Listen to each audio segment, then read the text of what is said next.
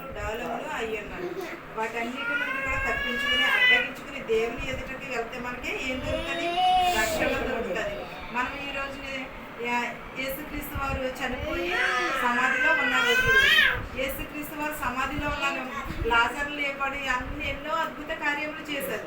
కానీ అన్ని అద్భుత కార్యములు చేసినా కూడా యేసుక్రీస్తు వారు సిలువలో ఉండాలా అని చాలా మంది కూడా పరిహాసం ఆడిన వాళ్ళు ఉన్నారు, హేళన చేసిన వాళ్ళు ఉన్నారు. మనమైతే అలాగనే చేయలేం కదా. అది దేవుని కుమారుడు కాబట్టి ఆయనకి దేవునికి మాత్రమే సాధ్యమైనది. ఆయన ఈ లోకంలోకి ఎందుకని వచ్చి ఉన్నాడంటే లేఖనంలో నెరవేర్చడానికి వచ్చి ఉన్నాడు. ఆయనకు ముందే తెలుసు సిలువలో నేను బలి అవుతానని, శ్రమల నుండి నేను ఎలాగ ఇబ్బంది పడతానని ముందే తెలుసు యేసుక్రీస్తు వారికి. ఆయనను కూడా ఎక్కడా కూడా ఒక్క మాట అయినను కూడా జారలేదు. మనమైతే ఏం చేస్తాము? ఇలా వింటాము, అలా వెంటనే చెప్పేసుకుంటూ ఉంటాం. కానీ యేసుక్రీస్తు వారు అయితే ఎన్ని సంవత్సరాలు? 33.5 సంవత్సరాలు సేవ చేశారు ఆయన.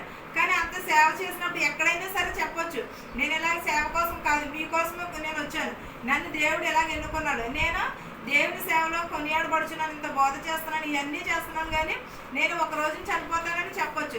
లాజరే ఈయనే అని కూడా లాజర్ చెప్తాడని కూడా యేసుక్రీస్తు వారికి ముందే తెలుసు. నీవు లాజర్ని ఏమన్నాడు? నన్ను ఎరగవని నువ్వు ముమ్మారు చెప్పేదావో అంటే నేను అలా చెప్పనని కూడా అన్నాడు పేతురు కూడా అన్నాడు. అలాంటినప్పుడు పేతురు కూడా అంత ఏమన్నా నేను అన్న ప్రభువా నీ భక్తుడిని నేను అన్నాను. కానీ కడకే యేసుక్రీస్తు వారు అన్నట్టుగానే జరిగింది. ఎందుకని లేఖనములు నెరవేర్చడానికి వచ్చి ఉన్నాడు ఈయన. లేఖనములు అన్నీ కూడా ముందే తెలుసు ఆయనకి. మనమైతే మనకి తెలిసిందని అందరికీ చెప్పేసుకున్నాం. కానీ ఎప్పుడు యేసుక్రీస్తు వారు సేవ ఎన్నో సంవత్సరాలు? 12 సంవత్సరాల నుంచి ఆయన తల్లిదండ్రులు విడిచి సేవలోనే కొనియాడబడ్డాడు. ఎందుకంటే దేవుని చేత అభిషేకింపబడి ఉన్నాడు కాబట్టి ఆయన అంత వినయంగా విధేయతగా ఆయన సేవ ఆయన కొనియాడబడాడు. ఎన్ని కీడులు వచ్చినాను, ఎన్ని శ్రమలు వచ్చినాను కూడా సాతాను చేత శోధింపబడి ఉన్నాడు. సాతాను యొక్క ఆయన ఎన్నో మాటలు పడి ఉన్నాడు.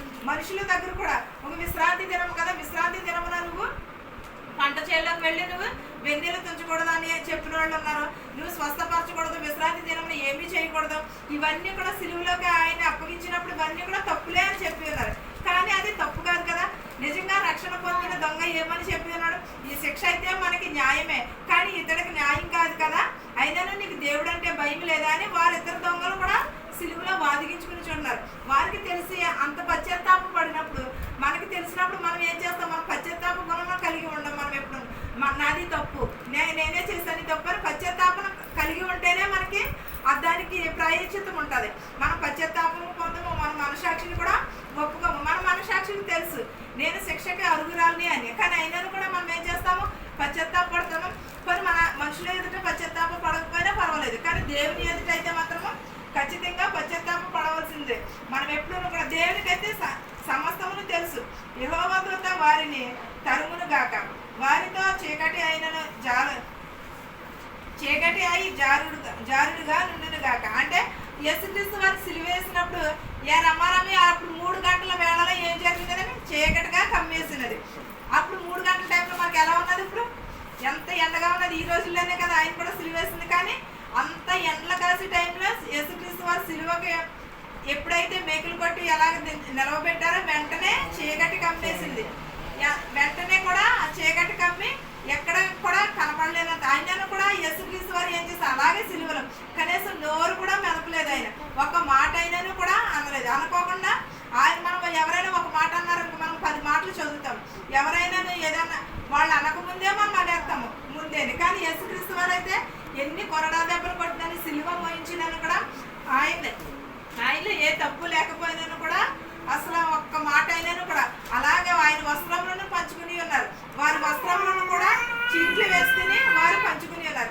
అలాంటినప్పుడు కూడా ఒక్క మాట కూడా అసలు బతుకున్నాడా లేదా అని తిరిగి వచ్చి మళ్ళీ కూడా ఒక వెన్నుపోటు బళ్ళెంతో పొడిస్తే వాళ్ళ రక్తము వటవట కారినది తప్పగానే ఆయన ఎప్పుడు కూడా ఒక్క మాట ముఖం మీద ఉమ్మేసినప్పుడు కూడా అసలు ఒక్క మాట అయినను కూడా అనలేదు. ఒక్క మాట కూడా అసలు యేసుక్రీస్తు వారు అదే మనమైతే ఏం చేస్తాము? చాలా ఒక మాట అనకముందే మనం కొంచెం కసురుకుంటేనే ఎన్నో కొన్ని మాటలు అనేస్తూ ఉంటాము. అలాగే యేసుక్రీస్తు వారు ఒక్క మాట కూడా అసలు నోరు విప్పి ఒక మాట అయినను కూడా అనలేదు. ఉన్నారు. నేను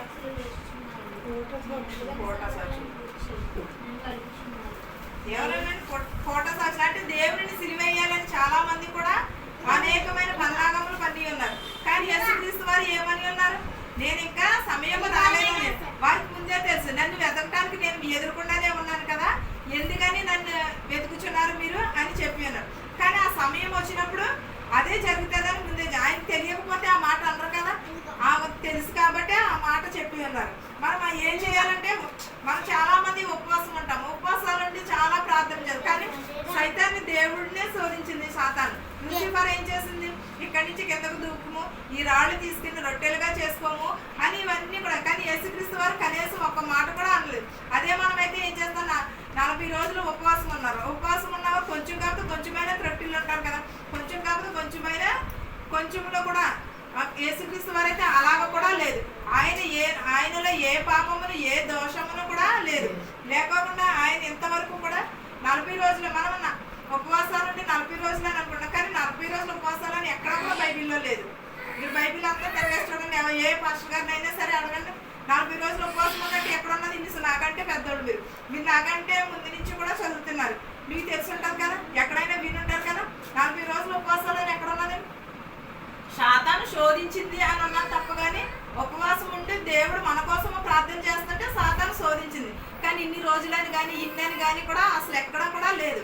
లేఖనంలో నెరవేర్చడానికి వచ్చి ఉన్నానని అన్నాడు ఆయన ఈ లోకంలోనికి. ఆ లేఖనముల ప్రకారంగానే వెళ్ళారు తప్ప. కానీ కనీసం ఎక్కడ కూడా ఉపవాసం ఉంటే మనలని ప్రార్థన చేసుకోమన్నాడు, మనలని ప్రార్థన చేయమన్నాడు. ఒక పేతురుతో కానీ సీమోనితో కానీ ఒలివ కొండ మీదకి వెళ్ళి యేసుక్రీస్తు వారు ప్రార్థన చేయించినప్పుడు మీరు ఎక్కడుండి మీరు మెలకుగా ఉండి ప్రార్థన చేయండి అని అన్నాడు. అంతేగాని మీరు నా కోసం చేయండి అని కూడా చెప్పలేదు యేసుక్రీస్తు వారు. మీకోసము మీ పిల్లల కోసము ప్రార్థన చేసుకోండి అని చెప్పాడు. అంతే. మనమైతే ఏం చేస్తాం? మనం నిజంగానే మన కోసమే చేసుకుంటాం. కనీసం పక్కింటి వారి కోసం కూడా మనం చేయం. ఎందుకంటే దేవుడు నాకు ఇలాగే చెప్పాడు అని అనుకునే వాళ్ళు కొంతమంది ఉంటారు. కానీ కాదు, మొత్తం అందరి కోసము కూడా చేసుకోవాలి. మనం పొరుగు వారిని ప్రేమించమని అన్నారు. పొరుగు వారిని ప్రేమించమంటే ప్రార్థనా పూర్వకంగా ప్రేమించాలి, వాక్య పూర్వకంగా కూడా ప్రార్థన చేసే అందరి కోసం. ఎందుకంటే మనం ఈ లోకంలో ఉంటాం. ఈ లోకంలో ప్రతి ఒక్కరి అవసరం ఉంటుంది. ఒకరి అవసరం ఒకరికి ఉంటుంది, ఒకరి సహాయం ఒకరికి ఉంటుంది. అందుబట్టినైనా సరే మన శత్రువుని ప్రేమించమన్నాడు. మన మిత్రులను కాదు, మన శత్రువుని మాత్రమే ప్రేమించమని చెప్పాడు. ప్రతి ఒక్కరి కుటుంబంలో ఎన్నో కొన్ని శోధనలు ఉంటాయి, ఎన్నో కొన్ని వేదనలు. ఈ వేదనలు శోధనలు ఇవన్నీ కూడా ఏం చేస్తారని ఎవరు చేసుకుంటే ఎవరి ప్రార్థన వారినే స్వస్థపరుస్తుంది. ఎవరి రక్షణ వారికే. ఒకరి రక్షణ ఒకరికి రాదు, ఒకరి ప్రార్థన ఒకరికి రాదు. కానీ ముందు మనం చేసుకోవాలి మన శోధనలో ఉన్నప్పుడు. తరువాత అప్పుడు దేవుడిని మనం ఎప్పుడు ఫస్ట్ కూడా దేవుడినే ప్రార్థించాలి. కానీ మనం ఏం చేస్తామంటే దేవుడిని ప్రార్థించడం అనేసి ఏవో బాధపడిపోతూ ఉంటాం. లాస్ట్ సమయానికి వచ్చినప్పుడు దేవుని దగ్గరికి వెళ్ళి మనం ప్రభువా నన్ను క్షమించు, ప్రభువా నాకు స్వస్థతనివ్వి అని అంటాము. అంతేగాని మొదటగా చేయవలసింది ఏంటిది? మోకరించి ప్రార్థన చేసుకోవాలి. మనకు శోధన వచ్చిన వేదన యేసుక్రీస్తు వారు కూడా అదే చెప్పి ఉన్నారు. ప్రతి ఒక్కరికి, శిష్యులకి ఏంటి, అన్యజనులకి ఏంటి, ఎవరికైనా సరే, పరిశ్రయులకి ఏంటి, శాస్త్రులకి ఏంటి, ప్రతి ఒక్కరికి కూడా ప్రార్థన చేయమని. వంగని మోకాళ్ళని కూడా దేవుని ఎదుట వంగునని మనం ఇప్పుడు వరకు పాడుకున్నాం కదండి. అలాగే దేవుని ఎదుట మనం ఎప్పుడునూ కూడా మన వంగని మోకాళ్ళన్నీ కూడా దేవుని ఎదుట వంగును. మనము ప్రభు అని పిలిచిన వారు ప్రతి ఒక్కరూ కూడా పరలోక రాజ్యం చేరరు. కానీ ఎవరు చేరతారు? నిజమైన మారు మనసును పొందిన వారు మాత్రమే చేరతారు. చాలా మంది అనుకుంటారు నేను రోజు ప్రార్థన చేసేస్తున్నాను, లేకపోతే రోజు బైబిల్ చదివేస్తున్నాను, నేను ఆదివారం శనివారం ప్రార్థనకి వెళ్ళిపోతున్నాను, నేను చర్చికి వెళ్ళిపోతున్నాను అని అనుకుంటూ ఉంటారు. కానీ అలా కాదు. మన హృదయంను బట్టి దేవుడు తీరుస్తానని చెప్పుచున్నాడు. దేవుని రాకడ సమీపంలో ఉన్నది. ప్రతి ఒక్కరూ కూడా మారు మనసును పొందాలి. దేవుడు ఏ నిమిషంలో ఎలాగ వచ్చినా కూడా ఎవరికి కూడా తెలియదు. ప్రతి ఒక్కరూ కూడా దేవునికి, మనుషులకు కనబడే రీతిగా కాదు, దేవునికి మెచ్చే రీతిగా మనము ఉండాలి. మనం ఎన్నో నిజమే ప్రార్థన చేస్తే చాలా శోధనలు వస్తాయి. కానీ అవన్నీ కూడా ప్రయాసపడి భారము మోసుకున్న సమస్త జనులారా నా యొద్దకు రండి అని చెప్పుచున్నాడు. అలాంటినప్పుడు మనం ఎంత భారము మోసుకున్నా కూడా దేవునికి అప్పగించుకుంటే అవన్నీ కూడా శోధనలన్నీ కూడా దేవుడు ఒక్క మాటతో భూమి ఆకాశంలో సృజించిన వాడు. దేవుడు ఒక్క మాటతో మన శోధనలు వేదనలు తీరంటారా? కంపల్సరీ తీరుస్తాడు దేవుడు. మనకి అన్యాయం చేసేవాడు కాదు, న్యాయం చేసేవాడు కానీ ఆలస్యం అవుతాదేమో. కానీ ఎందుకు బట్టి అంటే ఈ లోపు మనము నిరీక్షణ కలిగి ఉండాలి. ఓర్పును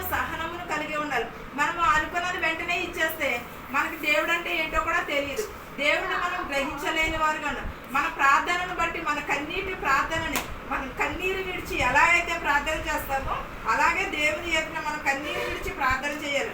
మనము ఎప్పుడు కూడా మన కోసమే సిలువలో ఉన్నా కూడా మామూలు బోధ చేసిన కూడా ఏమని ఉన్నారంటే మీకోసము మీ పిల్లల కోసము ఏడవండి అన్నారు. కానీ ఈ రోజున యేసుక్రీస్తు వారు సిలువలో ఉన్నారు. ఎప్పుడు లేచి ఉన్నారు? సిలువలో ఉండి విశ్రాంతి దినం గడిచిపోయిన తర్వాత ఆదివారం తెల్లవారుజామున అని ఉన్నది. అంటే విశ్రాంతి దినం ఎప్పుడై ఉన్నది? శనివారం విశ్రాంతి దినం అంటే ఎవరు కూడా ఒప్పుకోరు. ఎందుకంటే పునరుద్ధాన దినం యేసుక్రీస్తు వారు లేచిన దినమే ఆదివారం.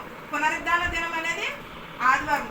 ఆదివారం పునరుద్ధాన దినంగా ఆచరించి ఏమిటంటే యేసుక్రీస్తు వారు లేచి ఉన్నారు కదా అని శిష్యులు వీళ్ళందరూ కూడా లేచి ఆదివారం రోజున ప్రార్థన పెట్టుకుని ఉన్నారు. ఇంకా అక్కడి నుంచి అలాగా ఆచారం కింద మొదలైపోయింది. పునరుద్ధాన దినం ఆచరిస్తున్నారు తప్ప కానీ విశ్రాంతి దినమున ఎవరు కూడా ఆచరించట్లేదు. మనం విశ్రాంతి దినం బైబిల్లో కొత్త నిబంధనలో కానీ పాత నిబంధనలో కానీ విశ్రాంతి దినం శనివారం అనే ఉంటుంది. కానీ నేను మిమ్మల్ని శనివారం పాటించమని అంటలేదు. ఎవరి ఇష్టమో వాళ్ళదే. ఎవరికైనా దేవుడు ఒక్కడే. ఎన్ని సంఘాలు కట్టుకున్నా, ఎన్ని ప్రార్థనలు చేసినా, ఎక్కడికి వెళ్ళినా ఏ చేసినా కూడా బైబిల్ ఒకటే, దేవుడు మాత్రం ఒక్కడే. సజీవమైన దేవుడు మన దేవుడు. మనకి రక్షణను కలిగించే దేవుడు యేసుక్రీస్తు మాత్రమే. మన దేవుడు రాయి కాదు, రప్ప కాదు, లేకపోతే బొమ్మ కాదు, ఏది కాదు. మాట్లాడే దేవుడు మన దేవుడు. స్వస్థపరిచే దేవుడు. కుంటివారినే కానీ గుడ్డివారినే కానీ ప్రతి ఒక్కరిని కూడా స్వస్థపరిచి ఉన్నాడు. మనకి ఏ శోధన వచ్చినా కూడా దేవుడే స్వస్థత పొంది ఉన్నాడు తప్ప కానీ దేవుడు స్వస్థత మనము పొంది ఉన్నాము. కానీ దేవునికి అయితే ఏది కూడా అక్కర్లేదు. మనం ఏమని అడుగుతున్నాడంటే రక్షణను పొందమన్నాడు, విరిగి నలిగిన మనస్సును కలిగి ఉండమన్నాడు, పరిపూర్ణ హృదయమును మాత్రమే కలిగి ఉండమన్నాడు. కానీ దేవుడు కనమది ఏది కూడా దేవుడు బలిని కోరలేదు, లేకపోతే బలిని కోరలేదు, అర్పణలను కోరలేదు, ఏది కూడా కోరలేదు. మారు మనసును కలిగి ఉండమని అంటున్నాడు. దేవుడు వచ్చేంత వరకు కూడా ఆయనతో కూడా మనము కూడా ఎత్తబడే వారిగా ఉండమని చెప్పాడు. కానీ ఎప్పుడూ కూడా విడవబడే వారిగా ఉండవద్దని చెప్పాడు దేవుడు. ఎక్కడ చెప్పినా ఏం చెప్పినా ఏది చేసినా కూడా మన కోసమే. ఈ వాక్యములు మీకును మాకును మనందరికీ తోడయ్యిందని గాక. ఆమేన్.